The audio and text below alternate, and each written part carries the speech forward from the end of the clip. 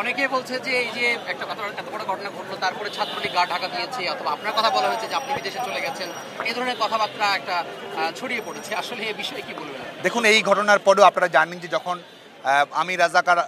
আমি রাজাকার স্লোগান দেওয়ার পরিকল্পিত রাজনৈতিক বাস্তবতা বাংলাদেশে তৈরি করলো স্বাধীনতা বিরোধী অপশক্তি, তাৎক্ষণিকভাবেই কিন্তু বাংলাদেশ ছাত্রলীগ মিছিল করেছে এবং পরবর্তীতে ইউজিসির নির্দেশনার আলোকে এবং আপনারা ইতিমধ্যেই যেটি জেনেছেন মাননীয় প্রধানমন্ত্রী বঙ্গবন্ধু দেশ শেখ হাসিনার নির্দেশনার আলোকে সংঘাত নিরসন করা। কারণ আমাদের মাননীয় প্রধানমন্ত্রী বঙ্গবন্ধু দেশ শেখ হাসিনা শিক্ষার্থীদের নিরাপত্তার বিষয়টিকে সবচেয়ে বেশি গুরুত্ব দিয়েছেন।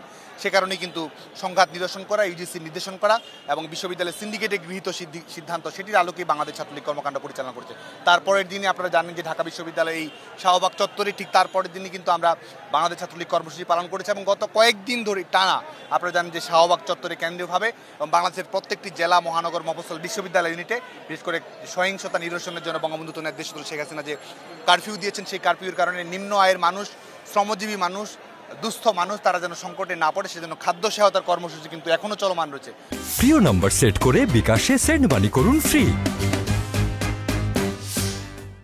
ধারাবাহিকভাবে বাংলাদেশ ছাত্রলীগের নেতাকর্মীরা সেটি কর্মকাণ্ড পরিচালনা করছে। এর বাইরেও আমাদের ছাত্রলীগের যেসব নেতাকর্মী আহত নিহত হয়েছে তাদের পরিবারের পাশে দাঁড়ানো, তাদের স্বজনদের পাশে দাঁড়ানো, আহত শিক্ষার্থীদের পাশে দাঁড়ানো, তাদের সার্বিক সহযোগিতা নিশ্চিত করা, আইনগত সহযোগিতা করা এবং কোনো নিরপরাধ শিক্ষার্থী যেন হয়রানির শিকার না হয় সে ব্যাপারে বাংলাদেশ ছাত্রলীগ ধারাবাহিকভাবে কর্মকাণ্ড পরিচালনা করে যাচ্ছে।